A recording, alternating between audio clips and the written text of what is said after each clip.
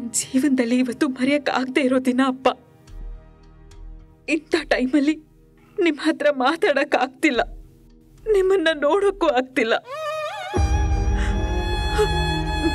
ಪ್ರಪಂಚದಲ್ಲಿ ನನ್ನ ಹೆಚ್ಚಾಗಿ ಕಾದಿದ್ದು ನಿಮ್ಮ ಪ್ರೀತಿಗೆ, ನಿಮ್ಮ ಮಮತೆಗೆ.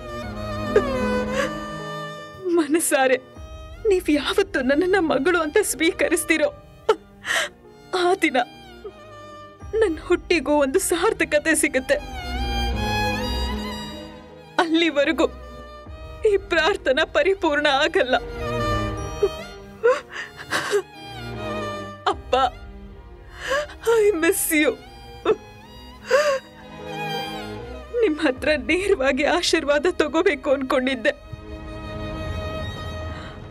ಆದ್ರೆ ಆ ಭಾಗ್ಯ ನನಗಿಲ್ಲ.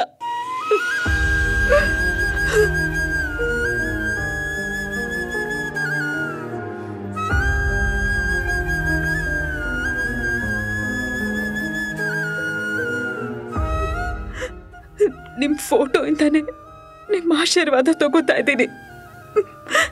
ಆಶೀರ್ವಾದ ಮಾಡಿಪ್ಪ.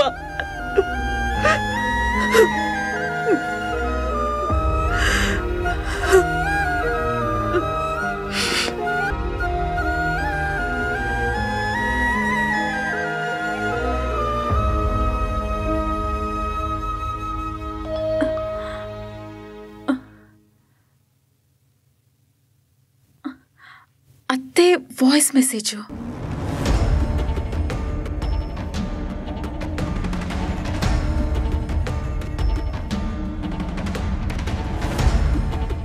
ಏನೇ ತುಂಬಾ ಖುಷಿ ಆಗಿದೆಯಾ? ನಿಂಗೆ ಫೋನ್ ಮಾಡಿ ಬೈಯೋಣ ಅನ್ಕೊಂಡೆ, ಆದ್ರೆ ನಿನ್ನ ಕೆಟ್ಟ ಧ್ವನಿನ ಕೇಳೋಕೆ ಅಸಹ್ಯ ಆಗುತ್ತೆ ಅಂತ ಈ ವಾಯ್ಸ್ ಮೆಸೇಜ್ ಕಳಿಸ್ತಿದ್ದೀನಿ. ಇಲ್ಲಿದ್ರೆ ನಿನ್ ರಂಗಿನಾಟಕ್ಕೆ ತೊಂದರೆ ಆಗುತ್ತೆ ಅಂತ ನನ್ನ ಮಗನ್ ಮರಳು ಮಾಡಿ ಎಲ್ಲೋ ಕರ್ಕೊಂಡು ಹೋಗಿದೀಯಾ ಅಲ್ವಾ? ನಾಚಿಕೆ ಆಗ್ಬೇಕು ನಿನ್ ಜನ್ಮಕ್ಕೆ. ಅಮ್ಮ ಮಗನ್ನ ದೂರ ಮಾಡಿದ ಶಾಪ ನಿನಗೆ ತಟ್ಟದೇ ಇರಲ್ಲ, ತಿಳ್ಕೊ.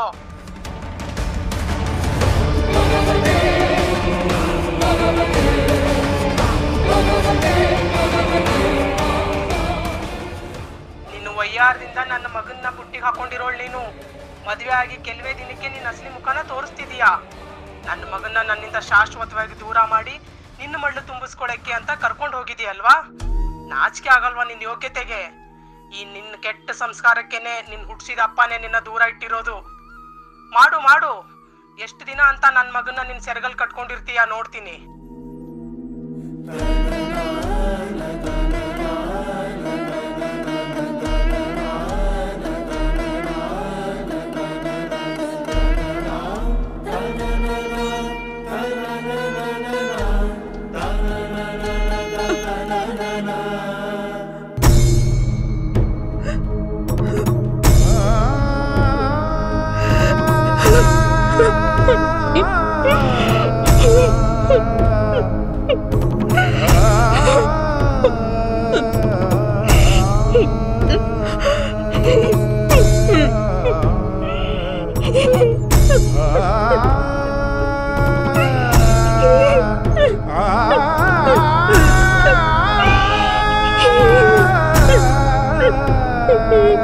ಪ್ರಾರ್ಥನಾ, ಪ್ರಾರ್ಥನಾ,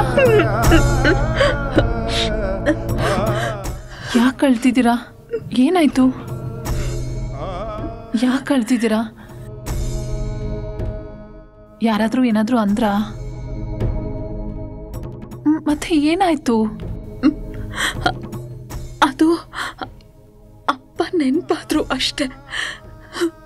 ಓಹ್, ಅಷ್ಟೇನಾ? ನಾನೇನೋ ಬೇರೆ ಅನ್ಕೊಂಡು ಭಯ ಪಟ್ಕೊಂಡ್ಬಿಟ್ಟಿದೆ. ನೀವೇನು ವರಿ ಮಾಡಬೇಡಿ, ನಾವೆಲ್ಲ ಇದೀವಲ್ಲ, ಎಲ್ಲ ಸರಿ ಹೋಗುತ್ತೆ.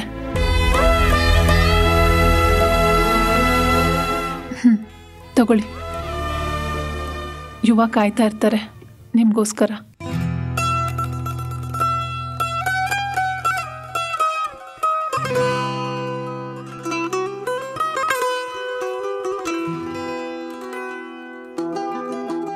ಬನ್ನಿ.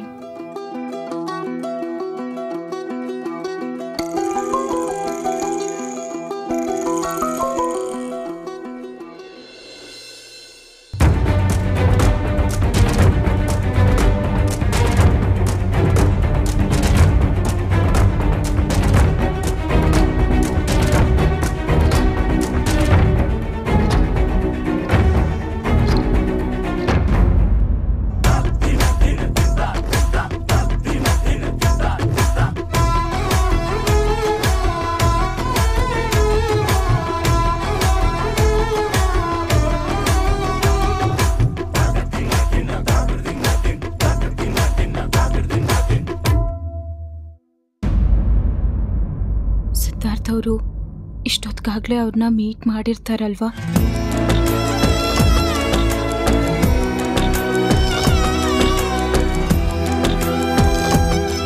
ಖಂಡಿತ ಮಾಡಿರ್ತಾರೆ. ಏನಾಗಿರ್ಬೋದು? ಏನೂ ಗೊತ್ತಾಗ್ತಿಲ್ವಲ್ಲ. ಲೇಟ್ ಬೇರೆ ಆಗ್ತಿದೆ. ಅವ್ರಿನ್ನೂ ಯಾಕೆ ಬಂದಿಲ್ಲ?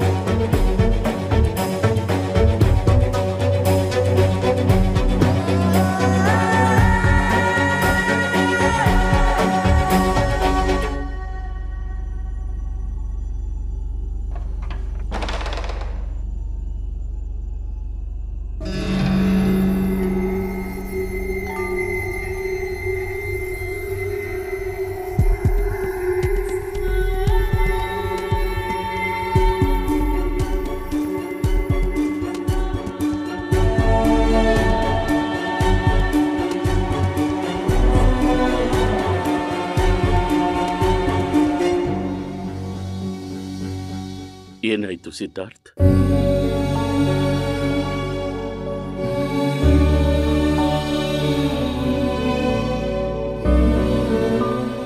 ನೀನು ಹೋಗಿದ್ದ ಕೆಲಸ ಆಯ್ತಾ? ಅಕ್ಷತ ಸಿಕ್ಕಿದ್ಲ? ಯಾಕೆ ಸಿದ್ಧಾರ್ಥ್ ಡಲ್ ಆಗಿದೆಯಾ? ಅಕ್ಷತನ್ ಜೊತೆ ಮಾತಾಡ್ದಿಯಾ? ಏನಂದ್ಲು?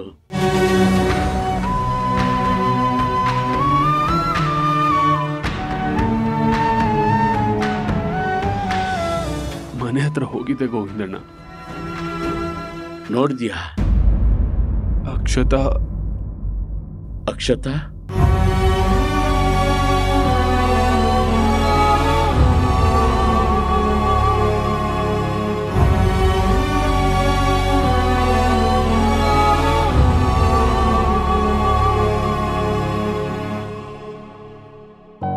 ಬೆಳಗ್ಗೆಯಿಂದ ಕಾದಿದ ಸಮಯ ಇನ್ನೇನು ಬಂದೇ ಬಿಡ್ತು. ಇನ್ನು ನನ್ನ ರಾಣಿನ ಕಣ್ ತುಂಬಿಕೊಡೋ ಸಮಯ. ಪ್ರಾರ್ಥನಾ ಅವರೇ, ಪ್ಲೀಸ್ ಬೇಗ ಬನ್ನಿ.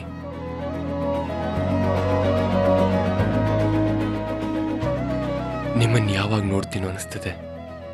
ಈ ಟೈಮ್ ಯಾಕೆ ಇಷ್ಟೊಂದು ಸ್ಲೋ ಆಗಿ ಮೂವ್ ಆಗ್ತಿದೆ? ಹೇ ಗಡಿಯಾರ, ನನ್ನ ಪ್ರಾರ್ಥನಾ ಅವ್ರು ಬರೋವರೆಗೂ ಮಾತ್ರ ಬೇಗ ಓಡು. ಅವ್ರು ಬಂದ ಕೂಡಲೇ ನಿಂತೋಗ್ಬಿಡು.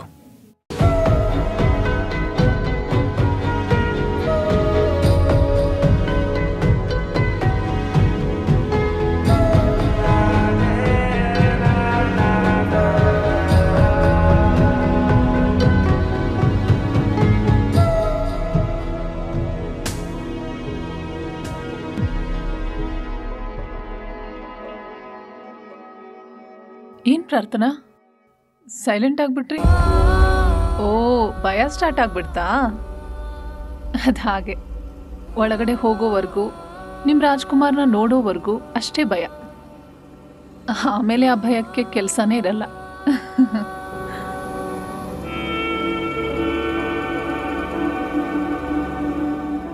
ಪಾಪ ಯುವ ಅವ್ರು ಕಾಯ್ತಾ ಇರ್ತಾರೆ. ಇನ್ನೂ ಕಾಯಿಸೋದು ಬೇಡ, ನೀವು ಒಳಗೆ ಹೋಗಿ.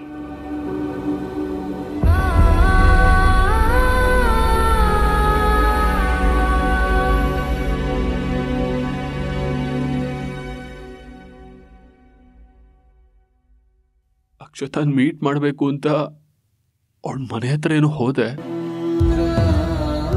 ಆದ್ರೆ ಆದ್ರೆ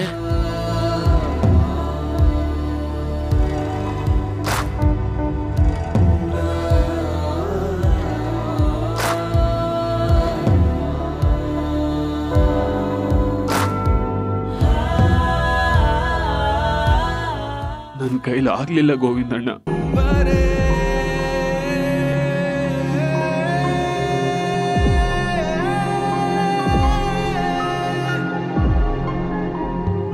ಮನೆ ಹತ್ರ ಹೋಗಿ ಅವಳನ್ನ ಮೀಟ್ ಮಾಡಿ ಮಾತಾಡ್ಸೇ ಬಿಡೋಣ ಅಂತ ಹೋದೆ.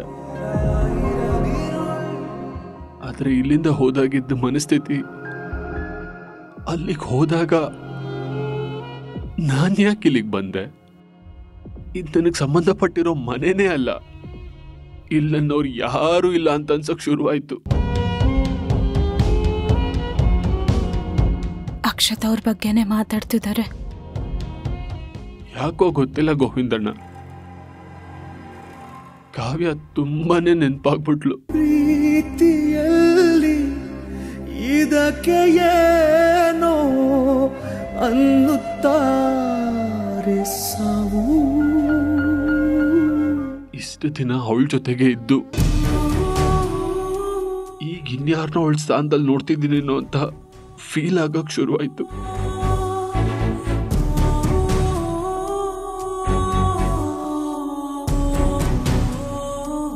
ಕಾವ್ಯನ್ ಜಾಗದಲ್ಲಿ ಮತ್ಯಾರನ್ನೋ ನೆನ್ಸ್ಕೊಳಕ್ಕೆ ಮನ್ಸು ತುಂಬಾನೇ ಕಷ್ಟ ಆಯ್ತು. ಅದಕ್ಕೆ ಅವಳನ್ನ ನಾನು ಮೀಟ್ ಮಾಡಲೇ ಇಲ್ಲ. ಹಾಗೆ ವಾಪಸ್ ಬಂದ್ಬಿಟ್ಟೆ. ವಿಧಿಯ ನಾಟಕ, ವಿಧಿಯ ನಾಟಕ, ಓ ವಿಧಿಯ ನಾಟಕ, ನನ್ನ ಬದುಕು ಸೂತಕ, ಮುರಿದ ಕೊಡಲು ತರದು ಎಂದು ಮಧುರ. ಕಾವ್ಯನ್ ಜಾಗದಲ್ಲಿ ಮತ್ಯಾರನ್ನೋ ನೆನ್ಸ್ಕೊಳಕ್ಕೆ ಮನ್ಸು ತುಂಬಾನೇ ಕಷ್ಟ ಆಯ್ತು. ಅದಕ್ಕೆ ಅವಳನ್ನ ನಾನು ಮೀಟ್ ಮಾಡಲೇ ಇಲ್ಲ. ಹಾಗೆ ವಾಪಸ್ ಬಂದ್ಬಿಟ್ಟೆ.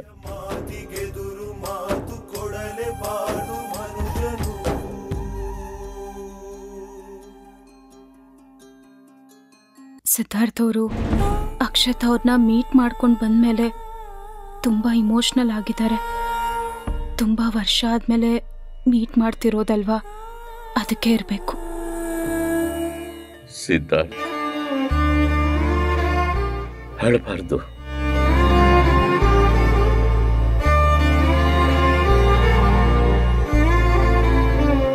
ಅವಳನ್ನ ನೋಡ್ಲೇಬೇಕು ಅಂತ ಹೋಗಿದ್ದಲ್ವಾ, ಯಾಕೆ ನೋಡ್ಲಿಲ್ಲ?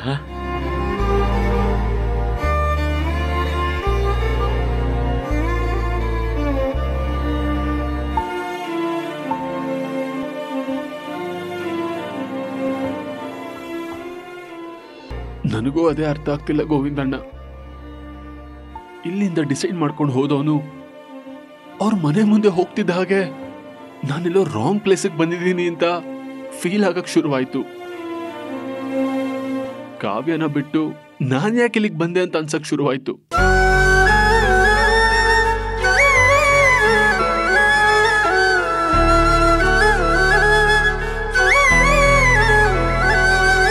ಮೀಟ್ ಮಾಡ್ಲು ಬೇಡವೋ ಅನ್ನೋ ಕನ್ಫ್ಯೂಷನ್ಸ್ ಬೇರೆ.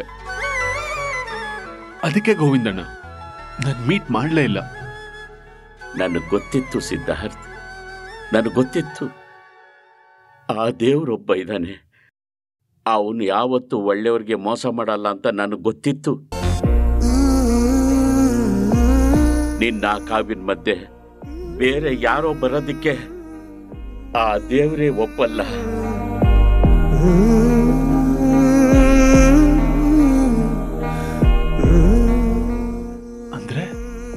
ಅಂದ್ರೆ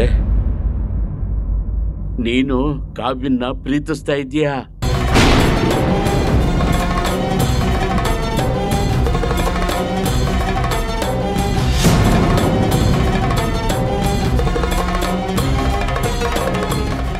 ನೀನು ನಿನ್ನ ಕಾವ್ಯನ್ನ ಪ್ರೀತಿಸ್ತಾ ಇದೀಯಾ?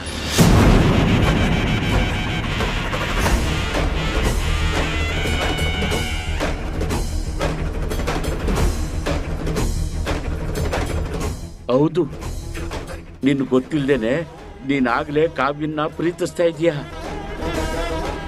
ಅದನ್ನ ನಿನ್ನ ಮನ್ಸು ಕೂಡ ಒಪ್ಕೊಂಡಾಗಿದೆ. ಇಲ್ಲ ಗೋವಿಂದಣ್ಣ, ಇಲ್ಲ, ನಾನು ಕಾವ್ಯನ ಪ್ರೀತಿಸ್ತಾ ಇಲ್ಲ. ನೀವು ಸುಮ್ಮನೆ ತಪ್ಪು ತಿಳ್ಕೊತಾ ಇದ್ದೀರಾ.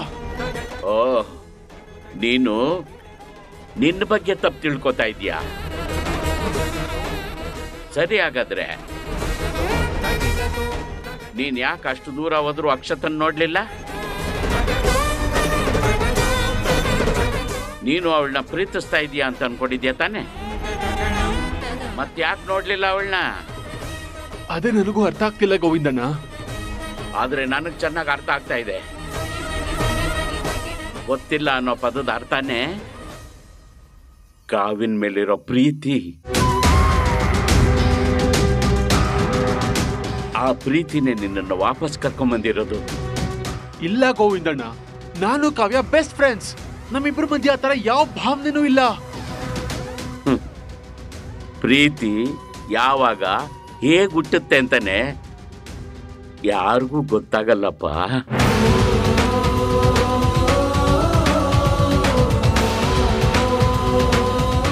ಸ್ನೇಹದಿಂದನೇ ಶುರು ಆಗಿ ಅದೇ ಸ್ನೇಹ ಈಗ ಪ್ರೀತಿಯಾಗಿ ಚಿಗುರು ಹೊಡೆದಿದೆ. ನೋ ನೋ, ನಾನಿದನ್ನ ನಂಬಲ್ಲ. ಪ್ಲೀಸ್ ಗೋವಿಂದಣ್ಣ, ನಮ್ ಸ್ನೇಹಕ್ಕೆ ಬೇರೆ ಅರ್ಥ ಕೊಡೋ ಪ್ರಯತ್ನ ಮಾಡಕ್ ಹೋಗ್ಬೇಡಿ.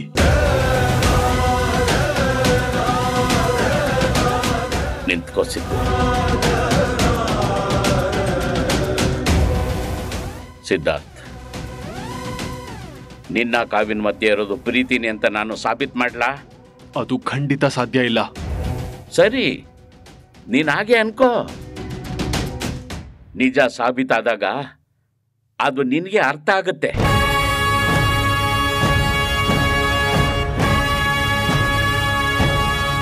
ಸರಿ, ನೀನೀಗ ರೂಮ್ಗೂ.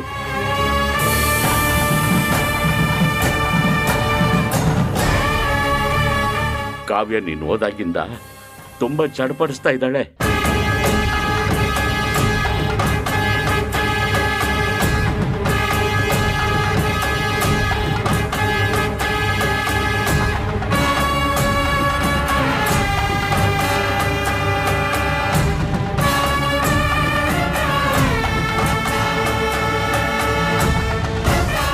ಹೋಗು ಹೋಗು. ಪ್ರೀತಿ ಹುಟ್ಟಿದಾಗ ಅದು ಕೆಲವೇ ಸೂಚನೆಗಳು ಕೊಟ್ಟು ಅರ್ಥ ಮಾಡ್ಕೊಳ್ಳೋ ಪ್ರಯತ್ನ ಪಡಿಸುತ್ತೆ. ಆದರೆ ಅದು ನಮ್ಗೆ ಅರ್ಥ ಆಗೋದಕ್ಕೆ ಟೈಮ್ ಬೇಕು. ನಿಮ್ಮಿಬ್ಬರ ಮಧ್ಯೆ ಇರೋದು ಪ್ರೀತಿ ಅಂತ ಇವತ್ತು ಕ್ಲಿಯರ್ ಆಯ್ತಲ್ಲ. ಮನಸ್ಸಿಗೆ ತುಂಬಾ ಹಗುರ ಆಯ್ತು. ಈ ಪ್ರೀತಿನ ಎಷ್ಟು ದಿನ ಅಂತ ಗುಟ್ ಮಾಡ್ಕೊಳಕ್ಕಾಗುತ್ತೆ? ಆಗ ನಿನಗೆ ಅದು ಅರ್ಥ ಆಗುತ್ತೆ. ಅಂತೂ ನಿಮ್ಮಿಬ್ಬರನ್ನ ಒಂದು ಮಾಡೋದಕ್ಕೆ ಆ ದೇವರು ಅಕ್ಷತ ಅನ್ನೋ ಅಕ್ಷಯ ಪಾತ್ರೆನ ಇಲ್ಲಿ ಕಳಿಸ್ಕೊಡ್ಬೇಕಾಯ್ತು. ಎಲ್ಲ ಒಳ್ಳೇದಾಗ್ಲಿಪ್ಪ, ಒಳ್ಳೇದಾಗ್ಲಿ.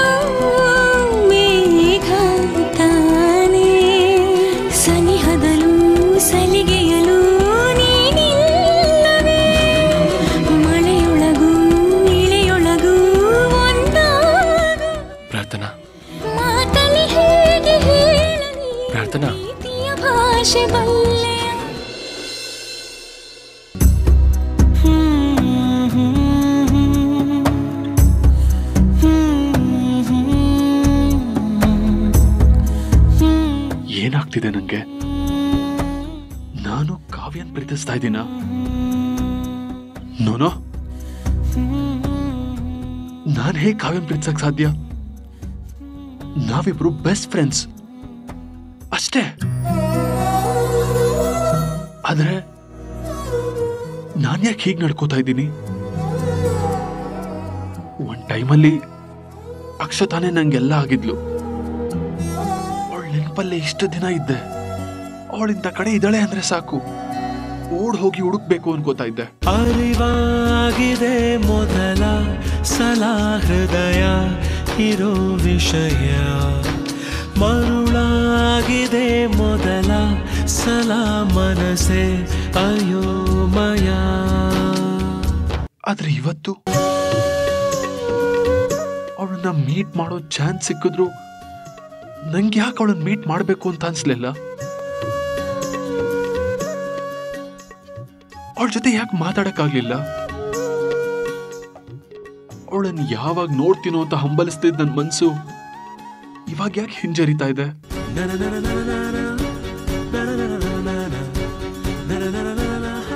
ನನ್ನ ಅಕ್ಷತಾಯಿಂದ ತುಂಬಾ ದೂರ ಬಂದ್ಬಿಟ್ಟಿದ್ದೀನ? ಕಾವ್ಯ ಹತ್ರ ಆಗ್ತಾ ಆಗ್ತಾ ಅಕ್ಷತಾ ದೂರ ಆಗೋದ್ಲ? ಪ್ರತಿ ನೆನಪಲ್ಲೂ ತುಂಬಿಕೊಂಡಿದ್ದ ಅಕ್ಷತಾನ ಅಳ್ಸಾಕಿದ್ದು ಕಾವ್ಯನ?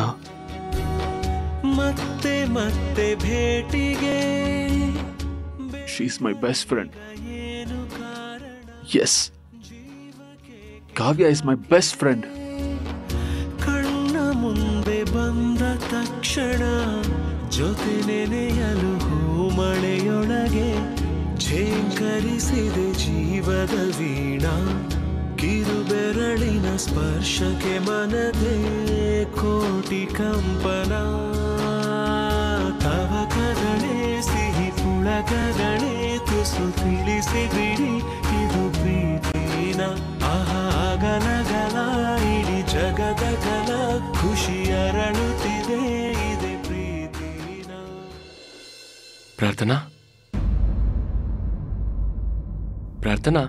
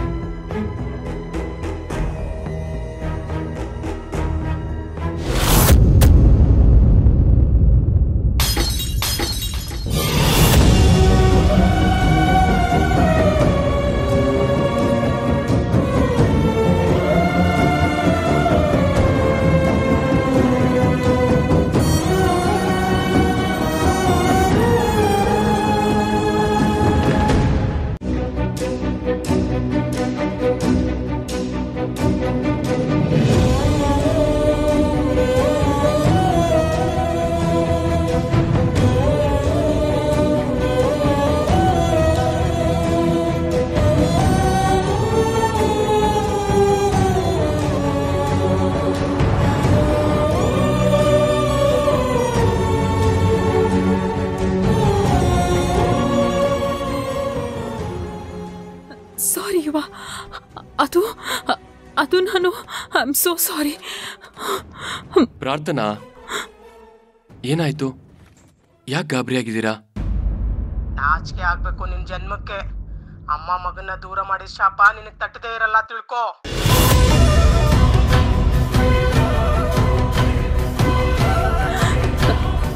ಯುವ, ಅದು ಇಟ್ಸ್ ಓಕೆ ಪ್ರಾರ್ಥನಾ, ಫಸ್ಟ್ ಟೈಮ್ ಅಲ್ವಾ, ಭಯ ಆಗೋದು ಕಾಮನ್. ನೀವು ಕೂತ್ಕೊಂಡು ರಿಲ್ಯಾಕ್ಸ್ ಮಾಡಿ. ಬನ್ನಿ ಬನ್ನಿ.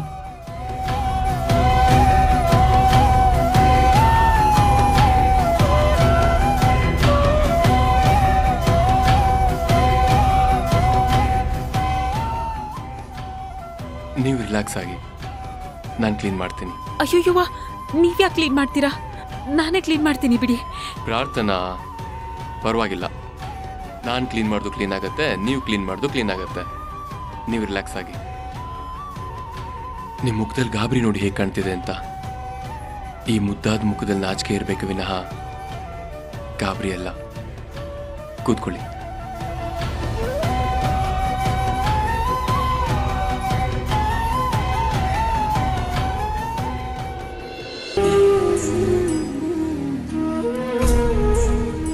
ಇಲ್ಲಿದ್ರೆ ನೀನ್ ರಂಗಿನಾಟಕ್ಕೆ ತೊಂದರೆ ಆಗುತ್ತೆ ಅಂತ ನನ್ ಮಗನ್ ಮರಳು ಮಾಡಿ ಎಲ್ಲೋ ಕರ್ಕೊಂಡು ಹೋಗಿದ್ಯಾ ಅಲ್ವಾ?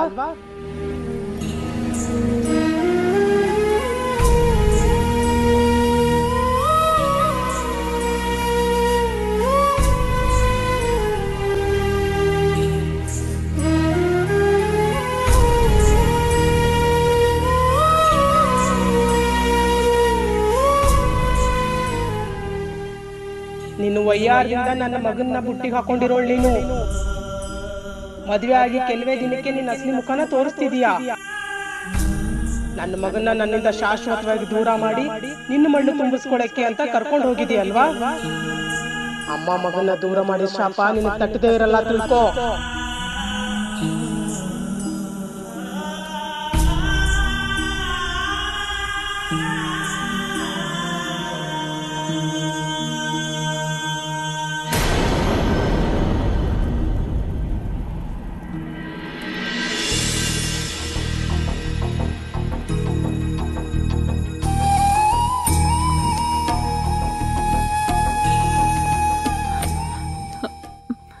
ಸಾರಿ ಯುವ, ಅದು ಕೈ ಜಾರ್ ಬಿದ್ಬಿಡ್ತು. ನನಗೆ ಪ್ರಾರ್ಥನಾ, ನನಗೆಲ್ಲ ಅರ್ಥ ಆಗತ್ತೆ. ತುಂಬಾ ನರ್ವಸ್ ಆಗಿದ್ದೀರಾ? ಹಾಗೇನಿಲ್ಲ. ನೀವು ಹಾಗೆ ಹೇಳ್ತಿದ್ರು, ನಿಮ್ಮ ಮುಖದಲ್ಲಿ ನರ್ವಸ್ನೆಸ್ ಎದ್ದು ಕಾಣಿಸ್ತಿದೆ.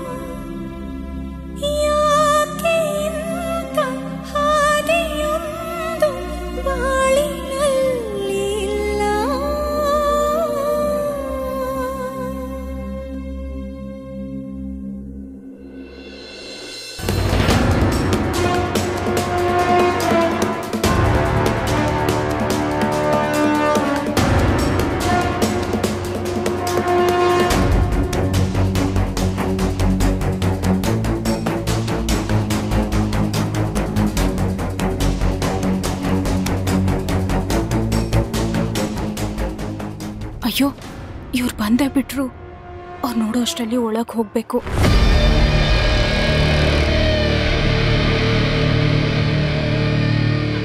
ಕಾವ್ಯ, ಹೊರಗಡೆ ಏನ್ ಮಾಡ್ತಿದ್ದೆ ನೀನು? ಬುದ್ಧಿಗಿದ್ದಿ ಇಲ್ವಾ ನಿಂಗೆ? ಬಾ, ಕಾಲ್ ಲೇಟ್ ಆಗಿದೆ ಅಂತ ಗೊತ್ತಿದ್ರು ಯಾಕೆ ಈ ರೀತಿ ಸರ್ಕಸ್ ಮಾಡ್ತಿದ್ಯಾ? ಒಂದ್ ಸ್ವಲ್ಪ ತಡ ಆಗಿದ್ರು ಮತ್ತೆ ಬಿದ್ದೋಗ್ತಿದ್ದೆ. ನಡಿ.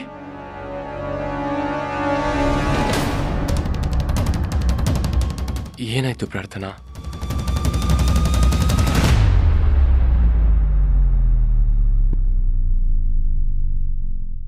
ಏನಿಲ್ಲ ಯುವ, ಏನಿಲ್ಲ.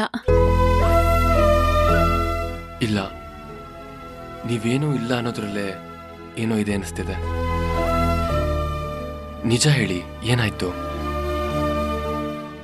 ಅದು ಸ್ವಲ್ಪ ಟೆನ್ಷನ್ ಆಗಿದ್ದೀನಲ್ಲ, ಆ ಹಾಲ್ ಬೇರೆ ಚೆಲ್ಲೋಯ್ತು. ಅದಕ್ಕೆ ಸ್ವಲ್ಪ ಅಪ್ಸೆಟ್ ಆಗಿದ್ದೀನಿ ಅಷ್ಟೆ. ಆದ್ರೆ ಅದ್ರಲ್ಲಿ ಟೆನ್ಷನ್ ಆಗುವಂಥದ್ದೇನಿದೆ? ಕೈ ಜಾರು ಬಿತ್ತು ಅಂತ ನೀವೇ ಹೇಳಿದ್ರಲ್ಲ. ಹಾ, ಅದೇ. ಆದ್ರೆ ನೀವ್ಯಾಕೋ ಆ ವಿಷಯಕ್ಕೆ ಟೆನ್ಷನ್ ಆಗಿದ್ದೀರಿ ಅಂತ ನಂಗನಿಸ್ತಿಲ್ಲ. ಬೇರೆ ಇನ್ನೇನೋ ಆಗಿದೆ. ನೀವು ನನ್ನಿಂದ ಮುಚ್ಚಿಡ್ತಿದ್ದೀರಾ ಅನಿಸ್ತಿದೆ. ಅಯ್ಯೋ, ನೀವ್ ಯಾಕೆ ಸುಮ್ನೆ ಏನೇನೋ ಕಲ್ಪನೆ ಮಾಡ್ಕೋತಿದ್ದೀರಾ? ಹಾಗೆಲ್ಲ ಏನೂ ಇಲ್ಲಪ್ಪ. ಸ್ವಲ್ಪ ಹೊತ್ತು ಎಲ್ಲ ಸರಿ ಹೋಗುತ್ತೆ. ಇಲ್ಲ ಪ್ರಾರ್ಥನಾ, ನೆನ್ನೆಯಿಂದ ಅಷ್ಟು ಖುಷಿಯಾಗಿದ್ದವ್ರಿಗೆ ಇದ್ದಕ್ಕಿದ್ದಕ್ಕೆ ಟೆನ್ಷನ್ ಆಗತ್ತೆ ಅಂದ್ರೆ ನಾನು ಅದನ್ನ ನಂಬೇಕಾ? ಸಡನ್ ಆಗಿ ನಿಮ್ಮ ಮುಖಭಾವನೆ ಚೇಂಜ್ ಆಗಿದೆ ಅಂದ್ರೆ ಏನು ನಡೆದಿರ್ಬೇಕು ಈ ಗ್ಯಾಪಲ್ಲಿ. ಏನು?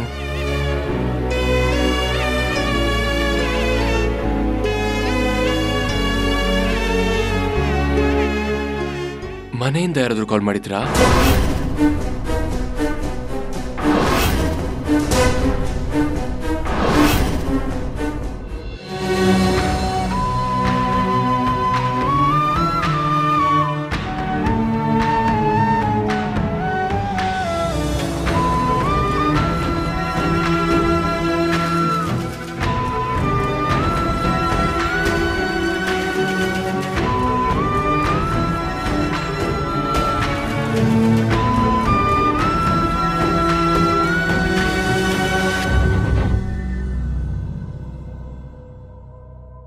ನನ್ನ ಮಾತು ಕೇಳಲ್ಲ ಅಲ್ವಾ? ಸುಮ್ಮನೆ ರಿಸ್ಕ್ ತಗೋತಾನೆ ಇರ್ತೀಯ. ಅಲ್ಲ, ಈ ರೀತಿ ಕಾಲ್ ಮೇಲೆ ಭಾರ ಬಿಡ್ತಿದ್ರೆ ಯಾವಾಗ ಹೀಲ್ ಆಗೋದು? ನಿಂಗೆ ಏನಾದರೂ ಬೇಕಿದ್ರೆ ಯಾರ್ದಾದ್ರೂ ಹೆಲ್ಪ್ ತಗೋ. ಅದ್ಬಿಟ್ಟು ನೀನೇ ಹೀಗೆ ರಿಸ್ಕ್ ತಗೊಂಡ್ರೆ ಆಮೇಲೆ ಹೀಗೆ ಕಷ್ಟ ಪಡ್ತಾನೆ ಇರ್ಬೇಕಾಗತ್ತೆ.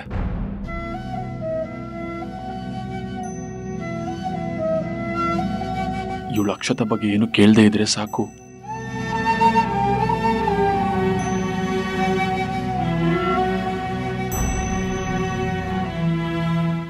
ಯಾಕೆ ಹೀಗೆ ನೋಡ್ತಿದ್ಯಾ? ಸರಿ, ಊಟ ಮಾಡಿದ್ಯಾ? ಟ್ಯಾಬ್ಲೆಟ್ಸ್ ತಗೊಂಡಾ?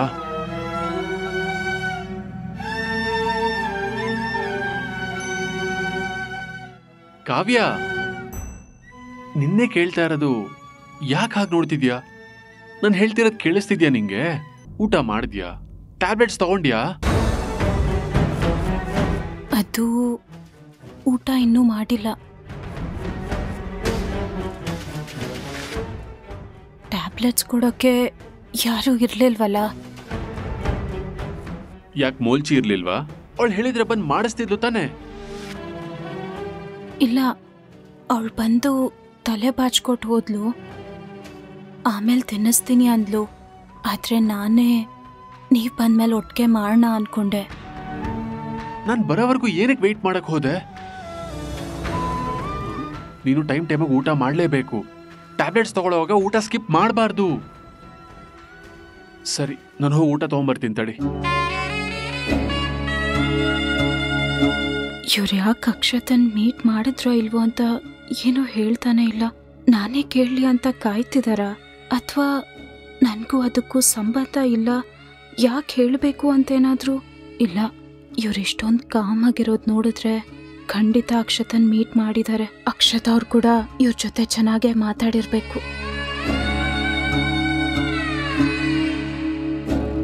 ಮನೆಯಿಂದ ಯಾರಾದ್ರು ಕಾಲ್ ಮಾಡಿದ್ರಾ?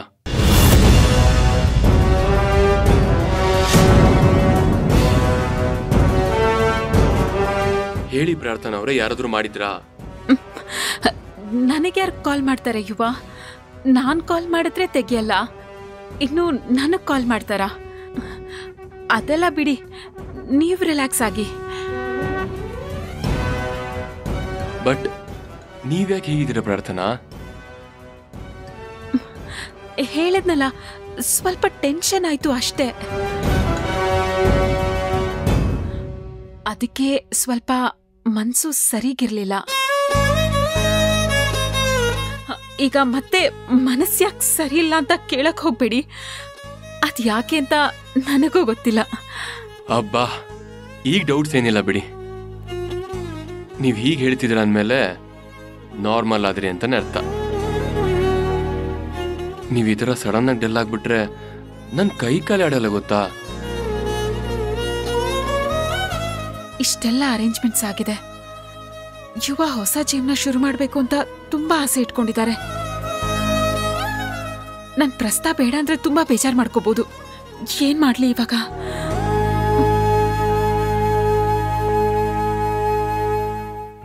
ರೀ ಪ್ರಾರ್ಥನಾ, ಯಾವ ಲೋಕದಲ್ಲಿ ಕಳೆದೋಗಿದ್ದೀರಾ? ನೀವು ಕಳೆದೋಗೋದಕ್ಕೆ ಇನ್ನೂ ತುಂಬಾ ಟೈಮ್ ಇದೆ. ಇವತ್ತು ರಾತ್ರಿ ಪೂರ್ತಿ ನಿಮ್ ಜೊತೆ ಮನ್ಸ್ ಬಿಚ್ಚಿ ಮಾತಾಡಬೇಕು, ಹರಟೆ ಹೊಡಿಬೇಕು ಅಂತ ಏನೇನೋ ಕನ್ಸು ಕಟ್ಕೊಂಡಿದ್ದೀನಿ. ನಮ್ಮ ಜೀವನದಲ್ಲಿ ಬಂದಿರೋ ಮೊದಲನೇ ರಾತ್ರಿ ಇದು. ಇದನ್ನ ತುಂಬಾ ಮೆಮೊರೇಬಲ್ ಆಗಿ ಡಿಫ್ರೆಂಟ್ ಆಗಿ ಕಳಿಬೇಕು ಅನ್ನೋದು ನನ್ನ ಆಸೆ. ಯುವ, ಮುಂದೆ ಬರೋ ಎಲ್ಲ ರಾತ್ರಿನೂ ನಮ್ದೆ. ಅಷ್ಟು ಸಮಯ ಇರೋವಾಗ ಇವತ್ತೇ ಮಾತ್ ಖಾಲಿ ಆಗೋವರೆಗೂ ಮಾತಾಡ್ಬೇಕಾ? ನಾಳೆಗೂ ಸ್ವಲ್ಪ ಇಟ್ಕೊಳ್ಳೋಣವಾ? ಇದು ನನ್ನ ಪ್ರಾರ್ಥನಾ ಅಂದ್ರೆ. ಈಗ ನೋಡಿ, ಫುಲ್ ರಿಲ್ಯಾಕ್ಸ್ ಆಗ್ಬಿಟ್ಟೆ. ಹೌದು, ಇಷ್ಟೊತ್ತರೆಗೂ ಏನಾಗಿತ್ತು ಮೇಡಮ್ ಅವ್ರಿಗೆ?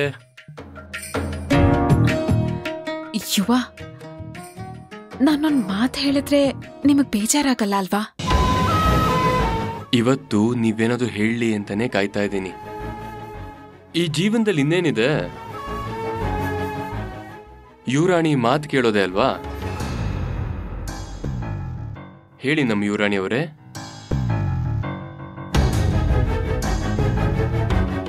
ಇವತ್ ಯಾಕೋ ನನಗೆ ಈ ಶಾಸ್ತ್ರ ಮಾಡೋಕೆ ಮನಸ್ಸೊಪ್ತಿಲ್ಲ ಯುವ.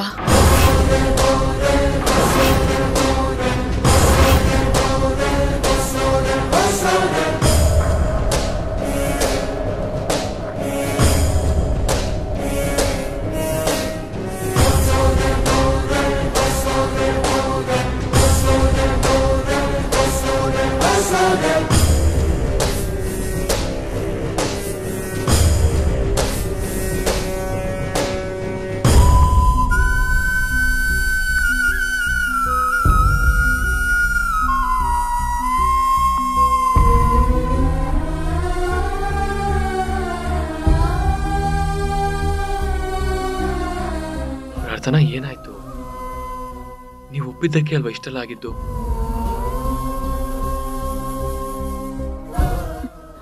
ಹೌದು, ಬಟ್ ಯಾಕೋ ನನ್ನ ಮನ್ಸು ಸಹಕರಿಸ್ತಿಲ್ಲ.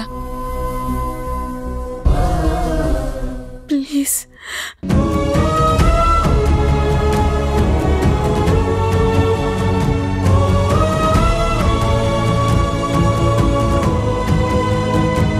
ನೀವು ಯಾವತ್ತೂ ನನ್ನ ಹತ್ರ ಪ್ಲೀಸ್ ಅಂತ ಕೇಳಬಾರ್ದು. ನಿಮ್ಮಿಷ್ಟನೇ ನನ್ನ ಇಷ್ಟ. ಇದೊಂದು ವಿಷಯದಲ್ಲಿ ಮಾತ್ರ ಅಲ್ಲ, ಎಲ್ಲ ವಿಷಯದಲ್ಲೂ ಇಡೀ ಜೀವನ ಪರ್ಯಂತ ನಿಮ್ಮಿಷ್ಟನೇ ನನ್ನಿಷ್ಟ. ನಿನ್ನೆದುರಲಿ ನಾನು, ನನ್ನೆದುರಲಿ ನೀನು, ಜೊತೆ ಜೊತೆಯಲಿ ಹೀಗೆ ಇರುವೆ ಜೊತೆಗೆ. ನೀ ಪ್ರಾಣವು ನನಗೆ, ಈ ಪ್ರಾಣವು ನಿನಗೆ, ಉಸಿರಾಗಿರೋ ಹೀಗೆ ಉಸಿರ ಜೊತೆಗೆ. ಜಗದ ಸುಖವೆಲ್ಲವೂ ಇರಲಿ ಈ ಕೈ. ಥ್ಯಾಂಕ್ ಯು ಯುವ, ಥ್ಯಾಂಕ್ ಯು. ಯಾವರೆಗೂ ನಿನ್ನ ತೋಳಲಿ ಹೀಗೆ ಮಗು ಮಲಗಿರೋ ಹಾಗೆ ಉಳಿದಿರುವೆನು ನಾನು ಎಂದು ಹೀಗೆ.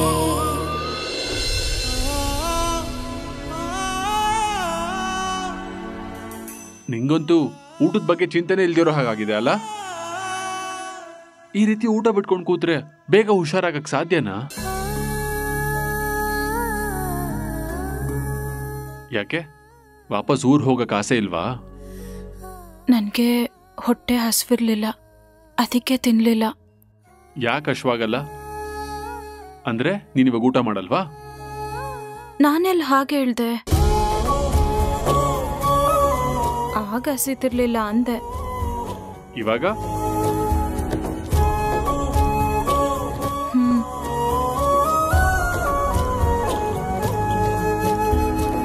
ಹೊಟ್ಟೆ ಹಸಿತಿದೆ. ಮರೆತು ಬಿಡುವೆನು ಜಗವ ನಡು ನಡುವೆ, ಎಲ್ಲೋ ಹೊರಟರೆ ಎಲ್ಲೋ ತಲುಪಿರುವೆ. ಎಂತ ಚಂದ